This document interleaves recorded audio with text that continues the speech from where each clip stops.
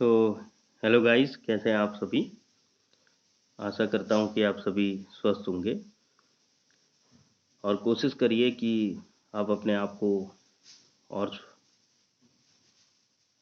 Better बना सकें और अपनी जो भी आप एग्ज़ाम की तैयारी कर रहे हैं उनकी तैयारियों में लग जाइए, क्योंकि अब बहुत सारे एग्ज़ाम्स की जो अपडेटेशंस हैं वो आनी शुरू हो गई हैं। तो आगे बढ़ते हैं। हम हिस्ट्री के टॉपिक पे बात कर रहे थे। तो हम पढ़ रहे हैं आधुनिक भारत का इतिहास, जो कि बिपिन चंद्र के नए संस्करण पर आधारित है। और सबसे महत्वपूर्ण और ज़रूरी चीज़ें यह है कि आप हिस्ट्री को इस तरीके से समझिए कि आपका वो कॉन्सेप्ट जो है वो क्लियर हो जाए। जो कॉन्सेप्ट आप समझते हैं वही कॉन्सेप्ट आपको आपके अंदर माइंडसेट में क्लियरिटी लेके आता है। ठीक है, क्योंकि देखिए, जब आप कॉन्सेप्चुअली किसी चीज़ को पढ़ते हैं तो उससे क्या होता है कि आपका एक बोल सकते हैं कि एक सर्वांगीण विकास होता है। ठीक है, एक डेवलपमेंट होता है आपका। ठीक है, कि आप सारी तरफ से अपने आप को क्या कर सकते हैं, डेवलप कर सकते हैं। ठीक है, तो अभी तक हमने बात की थी कंपनी का जो व्यापारिक प्रभाव पड़ा, जो भी भारत में जो भी उनका विस्तार रहा किस तरह से था।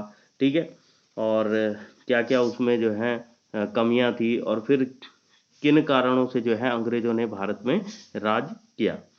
उसके बाद हम दक्षिण में अंग्रेजों और फ्रांसीसियों के मध्य टकराव की बात करेंगे। तो नए क्षेत्र और राजनीतिक सत्ता स्थापित करने की ईस्ट इंडिया कंपनी की जो महत्वाकांक्षा थी वो 17वीं सदी के अंत में औरंगजेब की वजह से धूमिल पड़ने लग गई। अब उनको लगने लग गया कि अब तो हमारे बस की है ही नहीं। ठीक है, हम कर ही नहीं सकते हैं। 17वीं शताब्दी में वो ये सोचने लग गए थे।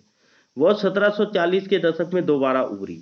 अब क्या हुआ कि जब औरंगजेब था तब तक तो जो है अंग्रेज अपना पैर भी नहीं पसार पा रहे थे। लेकिन जो है उसके बाद जो है 1740 के दशक में वो दोबारा से उभरने लग गई, जब मुगल साम्राज्य का क्या हो गया, पतन होना शुरू हो गया। अब लग गया कि हाँ ठीक है, अब तो मुगल जो है वो क्या है, उनका साम्राज्य जो है अब क्या होने वाला है, खत्म होने वाला है। ठीक है, उसके बाद जो है 1748 में औरंगजेब की मृत्यु के बाद वो केंद्रीय सत्ता में नहीं रहा। और जब वो केंद्रीय सत्ता में नहीं रहा तो अब जो है अंग्रेज मजबूत हो गए। अब मजबूत हो गए तो इसके अलावा चौथ वसूलने के लिए मराठा सरदार हैदराबाद और दक्षिण के दूसरे भागों पर लगातार हमला करते रहते थे। इन हमलों के कारण राजनीतिक परिस्थितियां जो है अनिश्चित हो जाती थी और प्रशासन जो है वो नष्ट हो गया। तो कर्नाटक में गद्दी के लिए भाई से भाई लड़ रहा था। ठीक है, अब हो क्या रहा था, मैंने आपको जैसे पहले वाले वीडियो में भी बताया था कि सबसे बढ़िया थी, सबसे जो कमजोर कड़ी थी वो यही थी कि आपसी सामंजस्य नहीं था। आप आपस में क्या था, भाई जो है भाई का दुश्मन था। तो इस कारण से भी जो है हमारे देश में परिस्थितियों में बदलाव आया और अंग्रेजों ने हमारे देश पर गुलाम हमारे देश को गुलाम बनाया। ठीक है, तो इन परिस्थितियों में विदेशियों को अपना राजनीतिक प्रभाव फैलाने और दक्षिण भारतीय राज्यों के मामलों पर नियंत्रण स्थापित करने में सहायता मिल गई। वैसे ये वही बात है जो मैं आपको बता रहा था कि भाई भाई से लड़ बैठा, आपसी सामंजस्य नहीं था। तो इस कारण से जो है कि विदेशी जो भी विदेशी थे, अंग्रेज भी विदेशी थे। ठीक है, उनको जो है अपना राजनीतिक प्रभाव मिलने लग गया। अब मैंने क्या कहा था आपको पिछली वीडियो में बताया था कि अंग्रेज चाहते थे कि हमारे यहाँ पर राजनीतिक प्रभाव करें। राजनीतिक प्रभाव करने का मतलब होता है कि प्रशासन में आना।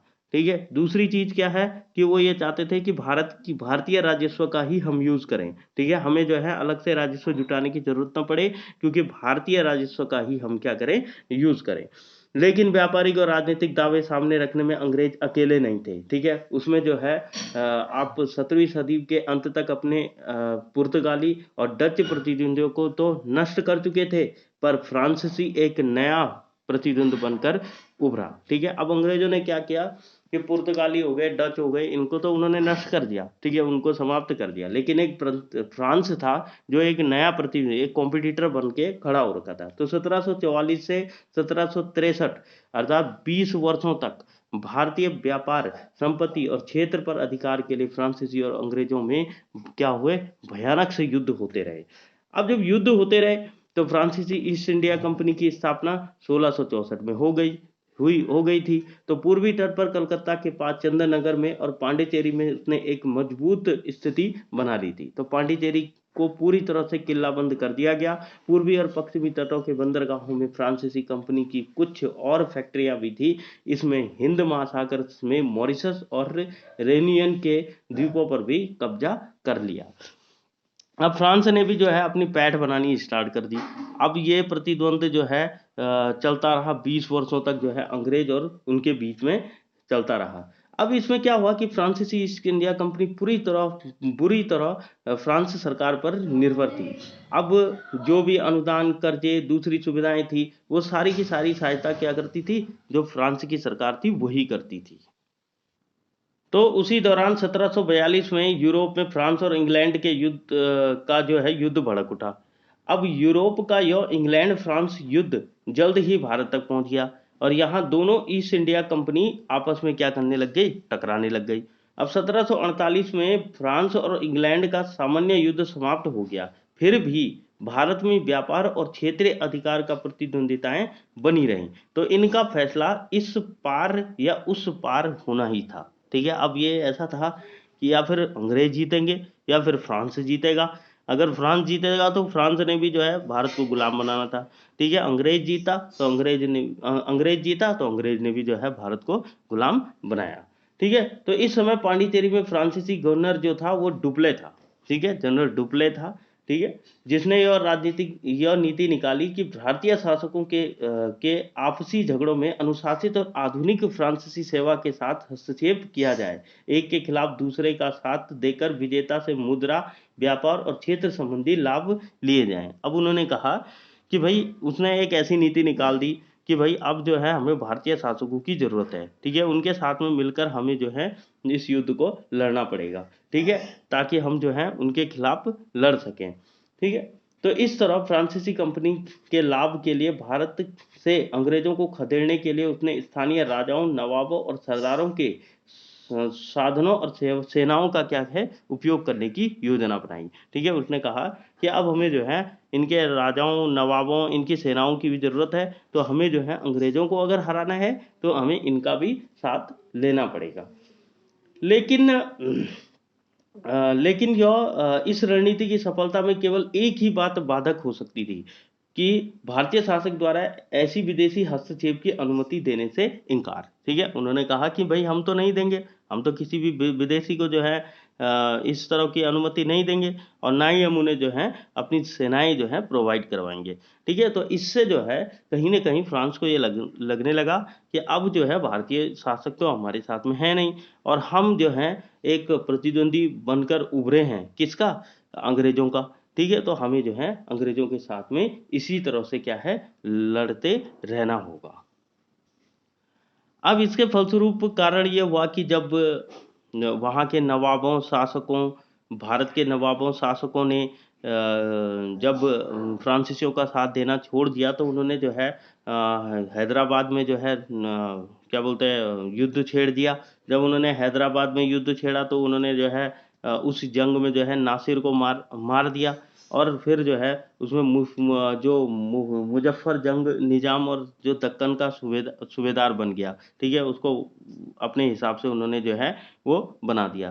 तो कहीं ना कहीं दक्षिण भारत में फ्रांसीसियों की जो शक्ति थी वो अपनी चरम सीमा पे थी। डुप्ले की योजनाओं को आशा से भी अधिक सफलता मिली थी। ठीक है, पहले पहले उन्हें ये लगा कि नहीं नहीं, अब जो है हमारी नीति काम नहीं कर रही है, लेकिन बाद में उन्हें लगने लग गया कि हाँ, नीति जो है वो काम करने लग गई है। क्यों? क्योंकि अब ये हो गया कि वहाँ पर विदेशियों ने क्या है सहायता मांगनी स्टार्ट कर दी और वो जंग करने में भी नहीं डरते थे। ठीक है, उन्होंने जो है क्या है युद्ध करने भी स्टार्ट कर दिए। और कई बार क्या होता था कि आपने देखा होगा कि आपने सुना होगा कि इसको हराकर दूसरा उस भी गद्दी में बैठ गया।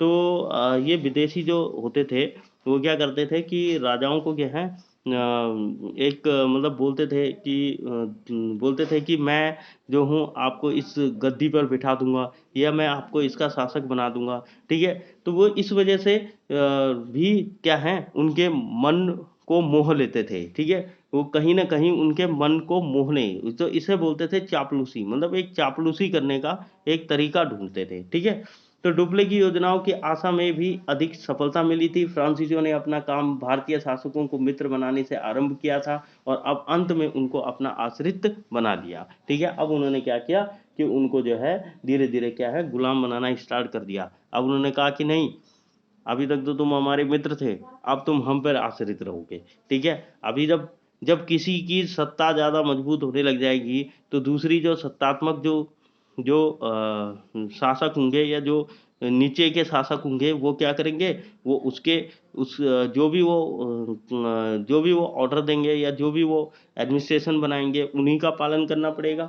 ठीक है, लेकिन अंग्रेज अपने प्रतिद्वंदियों की सफलताओं के खामोशी बैठे नहीं दिख रहे थे। ठीक है, फ्रांसीसी प्रभाव को कम करने और अपना प्रभाव बढ़ाने के लिए वे नासिर जंग और मोहम्मद अली से मिलकर षड्यंत्र कर रहे थे। ठीक है, अब उन्होंने कहा नासिर नासिर जंग जो है वो जो मारा गया था वो उससे मिले। ठीक है, अब वो उससे मिले, मोहम्मद अली से मिले और उन्होंने जो है क्या किया, उससे षड्यंत्र किया, उसके साथ में षड्यंत्र किया। 1750 में उन्होंने मोहम्मद अली की ओर से पूरी ताकत लेने का निश्चय किया। उन्होंने कहा कि हम तुम्हारे साथ में, तुम जो है लड़ो। ठीक है, तो तब तक जो है कि राजधानी अरकाटा पर हमला करके तिरुचिरापल्ली के घिरे मोहम्मद अली पर फ्रांसीसियों का दबाव कम किया जा सका। ठीक है, अब मोहम्मद अली ने जो है उनके दबाव को कम कर दिया। क्यों? क्योंकि अंग्रेजों ने भी उनका साथ दिया, तो कहीं ना कहीं जो है अंग्रेजों की सेनाएं भी उसमें गई, तो इससे भी जो है कि उसको साहस मिल गया। अब दोनों कंपनियों का के बीच में क्या हुआ, एक समझौता हुआ। अब समझौता ये हुआ कि दोनों कंपनियों का ये अस्थायी समझौता था जो कि 1756 में टूट गया। तो अब क्यों, एक समझौता तो हुआ था लेकिन वो भी अस्थायी रूप से जो है वो टूट गया क्योंकि वो एक अस्थायी समझौता था और कहीं ना कहीं वो टूट गया। ठीक है, तो 1756 में वो टूट गया और जब इंग्लैंड और फ्रांस के बीच में युद्ध छिड़ गया। अब ये इसका कारण ही यही हुआ कि आगे चलकर जो है इसने बंगाल पर नियंत्रण करने में ये सफल रहे। अब जब ये बंगाल पर नियंत्रण करने में सफल रहे तो अंग्रेज, मैं किसकी बात कर रहा हूँ, अंग्रेजों की बात कर रहा हूँ। ठीक है, तो बंगाल की अथाह संपत्ति ने युद्ध का पलड़ा अंग्रेजों के पक्ष में झुका दिया।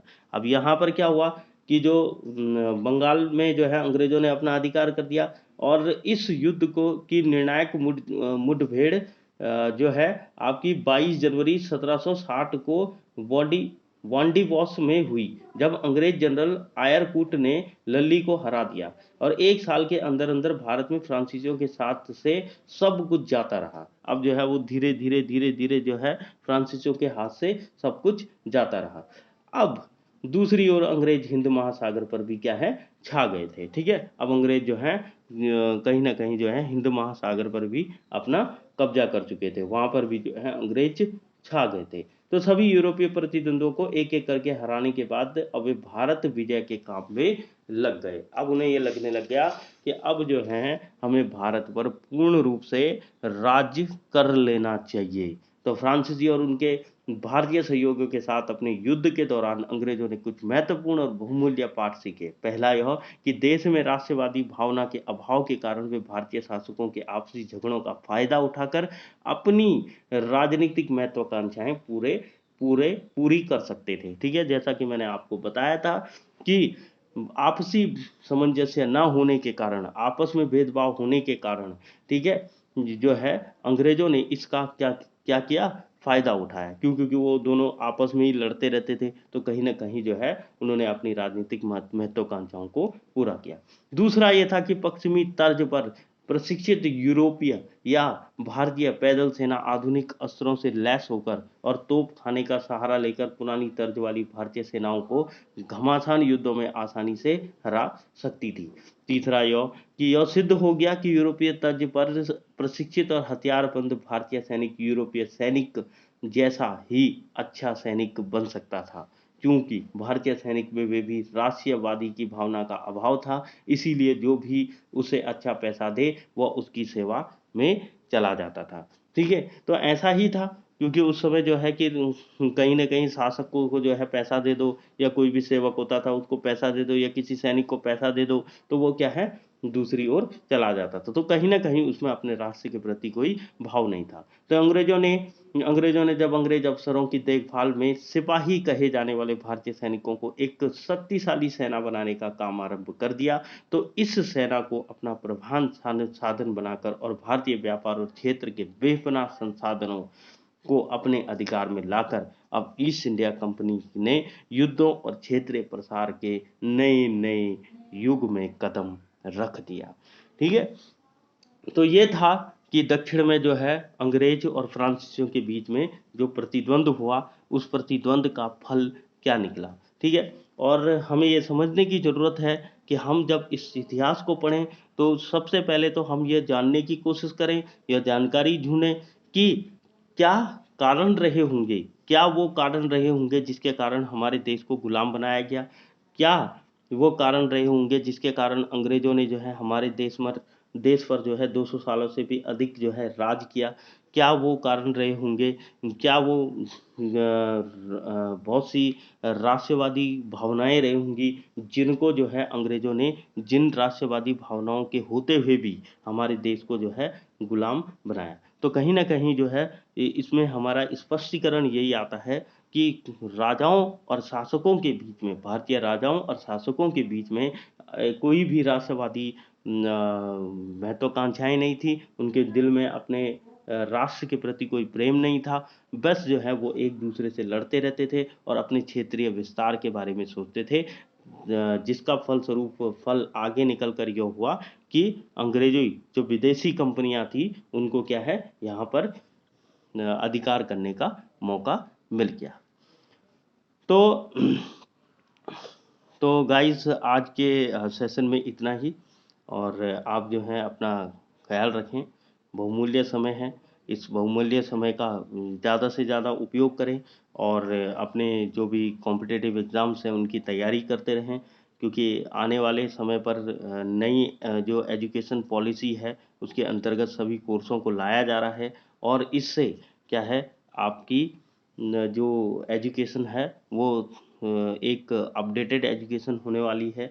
कहीं न कहीं जो है सरकार ने जो है इस पर एक कुछ आगे चलकर कुछ सफल और अच्छे नियम निकाले हैं।